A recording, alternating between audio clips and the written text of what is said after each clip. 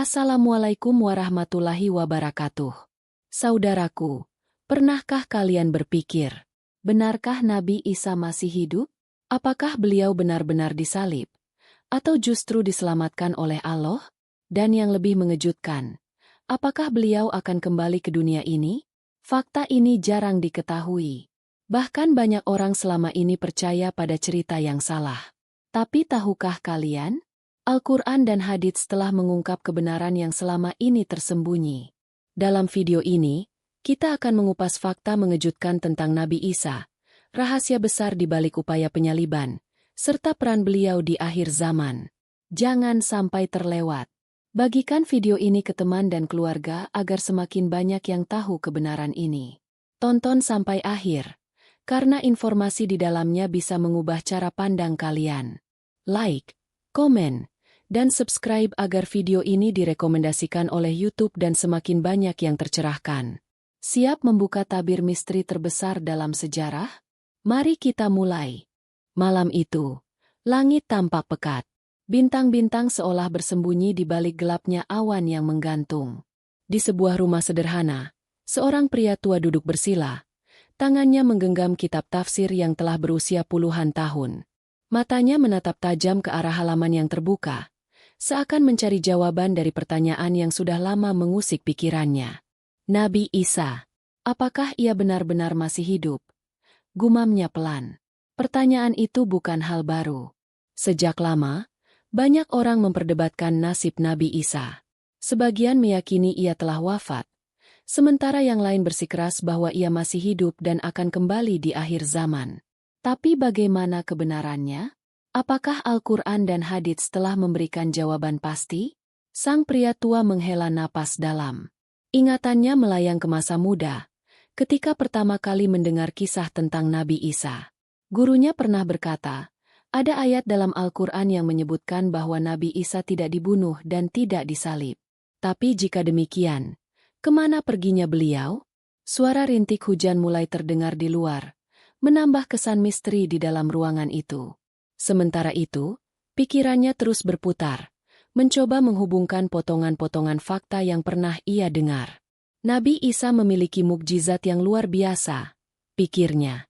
Dapat berbicara sejak bayi, menyembuhkan penyakit, bahkan menghidupkan orang mati dengan izin Allah.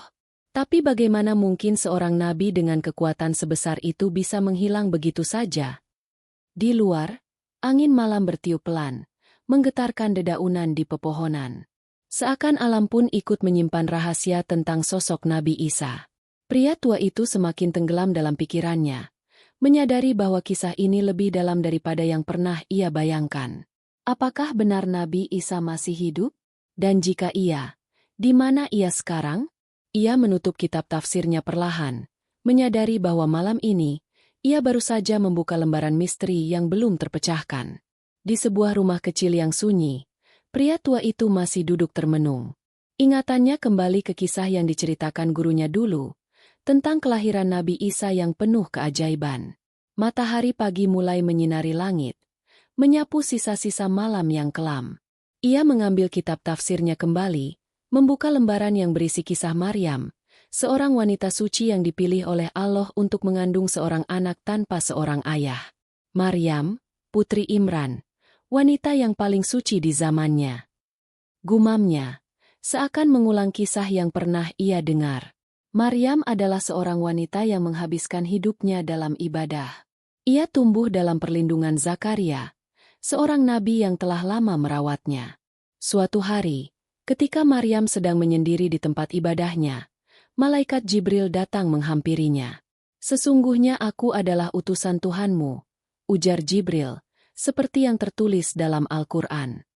Aku datang untuk memberikan kepadamu seorang anak laki-laki yang suci. Pria tua itu menggigil membayangkan perasaan Maryam saat itu. Seorang wanita suci, tak pernah tersentuh oleh lelaki, tiba-tiba diberi kabar bahwa ia akan memiliki seorang anak. Bagaimana mungkin aku memiliki anak, sedang tidak pernah ada seorang laki-laki pun yang menyentuhku? Tanya Maryam dalam ketakutan. Namun, kehendak Allah tak terbendung. Dengan kuasanya, Maryam mengandung seorang anak tanpa ayah. Waktu berlalu, Perut Maryam semakin membesar, dan bisik-bisik orang mulai terdengar di sekelilingnya. Ia pun pergi menyendiri, menghindari fitnah manusia yang kejam. Saat tiba waktu melahirkan, Maryam merasakan kesakitan yang luar biasa. Ia bersandar pada sebatang pohon kurma di tengah padang pasir. Tubuhnya lemah, nyaris putus asa. Namun, suara lembut datang menenangkannya. "Jangan bersedih, Maryam. Guncangkanlah pangkal pohon kurma ini, maka akan jatuh buah kurma yang segar untukmu. Minumlah air dari sungai kecil di dekatmu." Dengan sisa tenaga, Maryam mengikuti perintah itu.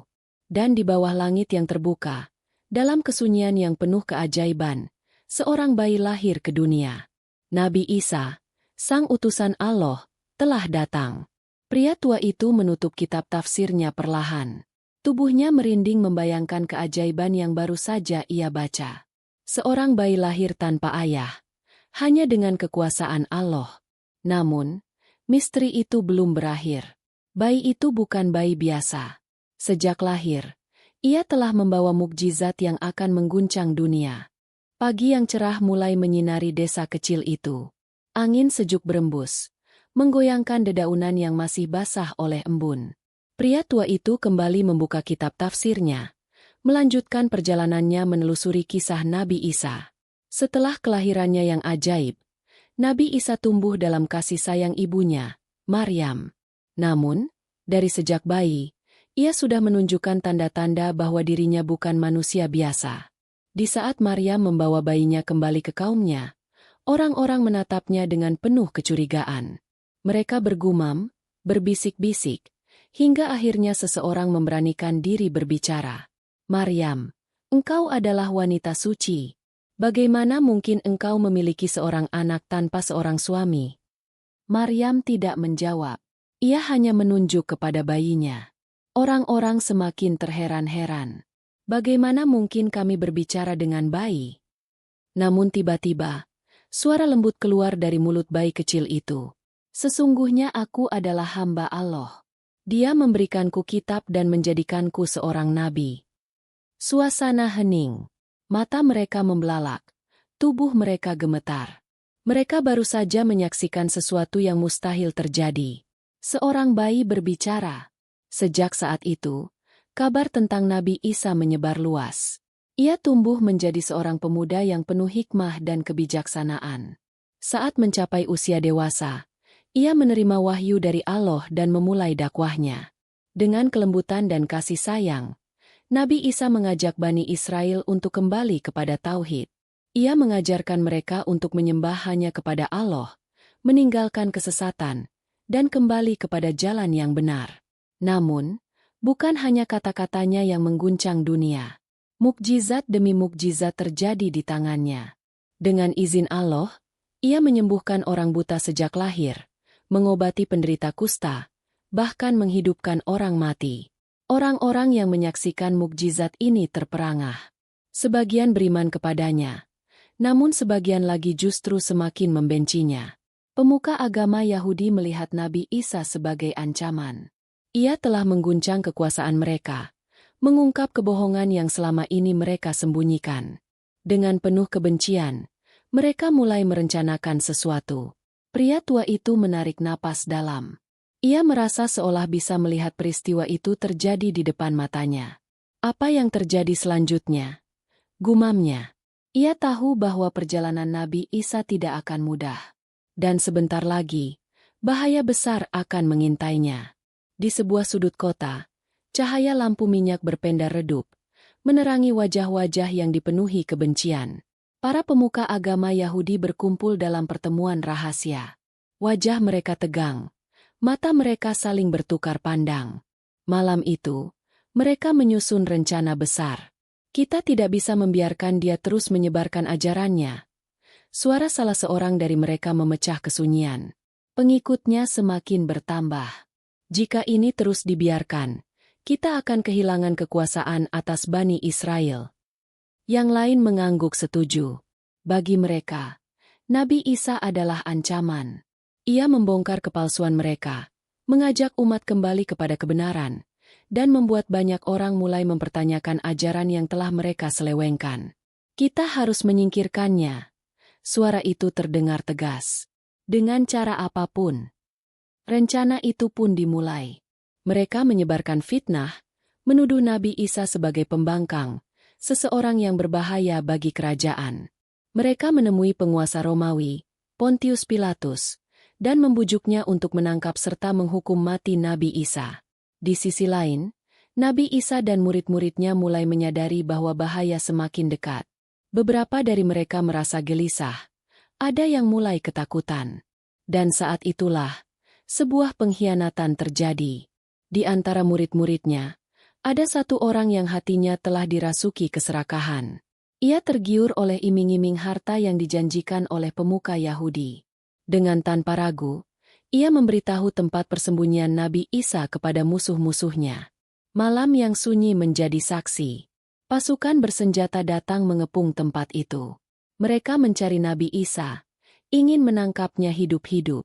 Namun, sesuatu yang tak terduga terjadi. Saat mereka masuk ke dalam ruangan, mereka melihat seseorang yang wajahnya mirip dengan Nabi Isa. Mereka pun menangkapnya, tanpa menyadari bahwa yang mereka tangkap bukanlah beliau. Sementara itu, Nabi Isa menghilang. Pria tua yang membaca kisah ini menegakkan punggungnya. Jantungnya berdegup lebih cepat. Apakah ini berarti Nabi Isa selamat? Gumamnya. Ia merasa seakan berada di tengah kejadian itu. Ia bisa merasakan ketegangan, ketakutan, dan kebingungan yang menyelimuti orang-orang pada malam itu. Namun, pertanyaan besar masih menggantung di benaknya. Jika Nabi Isa tidak disalib, lalu apa yang sebenarnya terjadi? Malam kian larut. Pria tua itu menatap kitab tafsir di hadapannya. Jemarinya gemetar saat membalik halaman. Ia merasa semakin dekat dengan jawaban atas misteri yang selama ini mengusik pikirannya. Di dalam Al-Quran, ada satu ayat yang telah mengguncang banyak pemikiran. Ayat itu dengan tegas menolak keyakinan bahwa Nabi Isa telah disalib. Dan karena ucapan mereka, sesungguhnya kami telah membunuh Al-Masih, Isa putra Maryam, Rasul Allah. Padahal mereka tidak membunuhnya dan tidak, pula, menyalibnya. Tetapi, yang mereka bunuh ialah seseorang yang diserupakan dengan Isa bagi mereka. An-Nisa 157. Pria tua itu membaca ayat itu berulang-ulang. Setiap kata terasa begitu dalam. Jadi, mereka tidak membunuhnya? Tidak menyalibnya. Bisiknya. Ia menarik napas panjang. Selama ini, dunia dipenuhi dengan keyakinan bahwa Nabi Isa wafat di kayu salib. Tetapi Al-Quran menegaskan hal yang berbeda. Lalu siapa yang sebenarnya disalib? Beberapa tafsir mengatakan bahwa Allah telah membuat wajah salah satu pengkhianat Nabi Isa serupa dengan dirinya. Ada yang menyebutkan bahwa pengkhianat itu adalah muridnya sendiri, yang menjual informasi tempat persembunyian Nabi Isa kepada musuh. Ketika pasukan datang untuk menangkap Nabi Isa, Allah mengubah wajah pengkhianat itu sehingga tampak seperti Nabi Isa. Mereka yang membencinya pun tidak menyadari kesalahan mereka. Dengan penuh amarah, mereka menyeretnya dan menyalibnya, mengira bahwa mereka telah menang. Namun, Nabi Isa sendiri telah diselamatkan. Pria tua itu menutup kitabnya perlahan. Ia merasa merinding membayangkan kejadian itu. Selama berabad-abad, banyak orang mempercayai bahwa Nabi Isa telah mati di kayu salib. Tetapi kebenaran yang tertulis dalam Al-Quran berkata lain. Namun, satu pertanyaan besar masih tersisa. Jika Nabi Isa tidak mati dan tidak disalib, lalu kemana beliau pergi? Di luar, angin malam berembus lembut. Seakan ikut membisikkan jawaban yang belum terungkap. Malam semakin larut. Pria tua itu menggenggam kitab tafsirnya erat. Ia merasa seolah telah menemukan sepotong demi sepotong kebenaran. Namun, satu pertanyaan masih membakar pikirannya. Jika Nabi Isa tidak disalib, lalu kemana beliau pergi? Ia membuka halaman berikutnya, membaca dengan seksama ayat lain dalam Al-Quran yang menyingkap misteri ini. Tetapi, yang sebenarnya, Allah telah mengangkatnya kepadanya. Dan adalah Allah Maha Perkasa lagi Maha Bijaksana. An-Nisa 158. Pria tua itu bergidik. Nabi Isa tidak mati. Ia tidak dibunuh. Tetapi ia diangkat ke langit oleh Allah. Ia membayangkan kejadian itu. Di saat musuh-musuhnya berusaha mencelakakannya, Allah menunjukkan kuasanya. Dalam sekejap mata, Nabi Isa menghilang dari dunia ini. Tubuhnya terangkat dari tanah, naik ke tempat yang tak terjangkau oleh manusia. Namun, bagaimana caranya? Beberapa tafsir menyebutkan bahwa Nabi Isa diangkat ke langit dalam keadaan hidup, sebagaimana Nabi Idris yang juga diangkat ke tempat yang tinggi. Ada juga yang berpendapat bahwa ia tidak lagi berada di alam manusia, melainkan di suatu dimensi yang hanya diketahui oleh Allah. Pria tua itu menatap keluar jendela, menatap bintang-bintang yang bertaburan di langit. Apakah Nabi Isa ada di sana? Di suatu tempat yang tidak bisa dijangkau oleh manusia? Ia menarik napas panjang. Fakta ini mengubah banyak hal. Jika Nabi Isa masih hidup, maka itu berarti ia belum menyelesaikan tugasnya di dunia ini. Dan jika ia belum menyelesaikannya, maka ia akan kembali. Angin berembus lebih kencang. Di dalam hatinya, pria tua itu tahu, misteri ini belum berakhir. Justru, babak baru dari kisah ini akan segera dimulai. Nabi Isa akan kembali. Namun, kapan? Dan apa yang akan terjadi ketika ia kembali ke dunia ini? Langit masih gelap, tetapi pria tua itu belum juga terlelap. Cahaya lampu minyak menerangi wajahnya yang dipenuhi rasa penasaran. Ia tahu bahwa kisah ini belum selesai. Jika Nabi Isa benar-benar diangkat ke langit, maka pertanyaan berikutnya adalah, kapan ia akan kembali? Dengan hati berdebar, ia membuka kitab hadits. Ia tahu bahwa Rasulullah telah memberikan petunjuk tentang turunnya Nabi Isa di akhir zaman. Salah satu hadits yang ia temukan membuat tubuhnya merinding. Demi zat yang jiwaku berada di tangannya, sungguh akan turun kepada kalian Isa bin Maryam sebagai hakim yang adil. Bukhari dan Muslim. Pria tua itu menelan ludah. Nabi Isa akan turun kembali ke bumi. Namun, ia tidak akan membawa syariat baru. Ia akan datang sebagai pengikut ajaran Islam, meluruskan segala penyimpangan yang telah terjadi selama berabad-abad. Tapi, kapan dan dalam kondisi apa ia akan turun? Ia membaca lebih lanjut. Dalam hadits lain, Rasulullah menjelaskan bahwa Nabi Isa akan turun pada masa fitnah besar, ketika dunia dipenuhi kekacauan dan kemungkaran.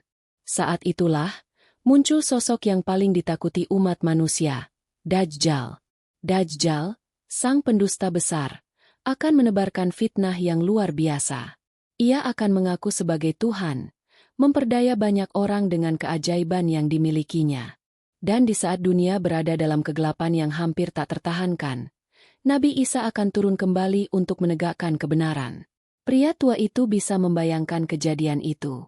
Langit akan terbelah. Nabi Isa akan turun di dekat menara putih di Damaskus, dengan jubah berwarna merah dan rambutnya yang basah seperti baru saja terkena embun. Ia akan bergabung dengan kaum muslimin, berperang melawan Dajjal, dan akhirnya membunuhnya dengan tangannya sendiri. Pria tua itu menggigil.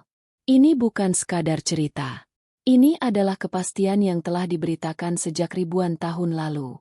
Tapi pertanyaannya, seberapa dekat kita dengan peristiwa itu? Angin malam bertiup pelan, menambah kesan misteri di ruangan kecil itu. Di luar sana, dunia tetap berjalan seperti biasa.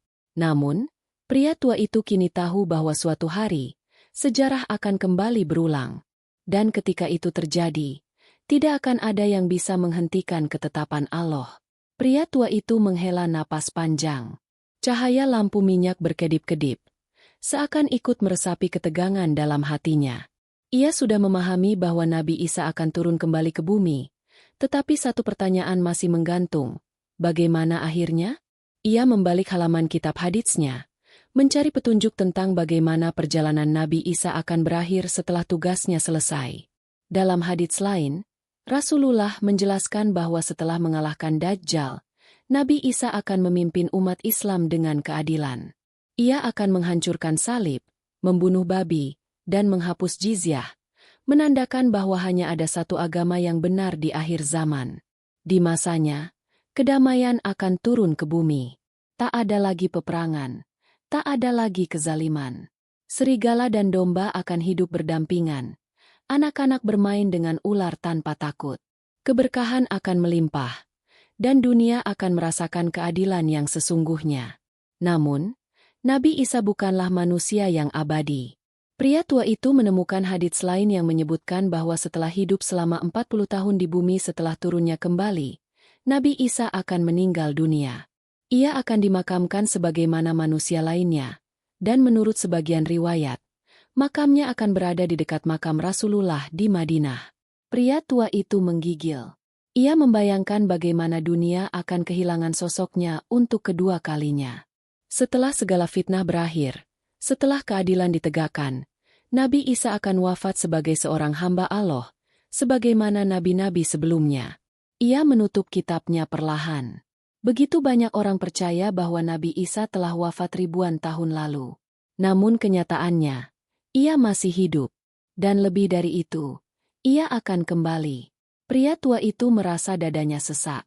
Seolah ia baru saja menyaksikan perjalanan panjang seorang nabi yang penuh mukjizat, diangkat ke langit, kembali ke bumi, menegakkan keadilan, dan akhirnya kembali ke pangkuan Allah. Namun, masih ada satu hal yang belum terjawab.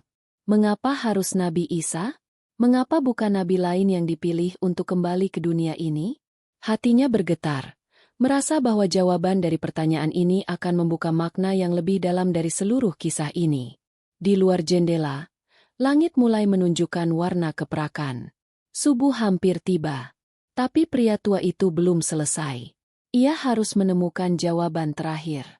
Fajar mulai menyingsing, tetapi pria tua itu masih terjaga. Udara dini hari terasa dingin, menyelusup ke dalam ruangan kecilnya. Ia menatap kitab-kitab di hadapannya, merenungkan satu pertanyaan terakhir yang belum terjawab. Mengapa harus Nabi Isa yang kembali di akhir zaman? Mengapa bukan Nabi Muhammad atau nabi lain sebelum beliau?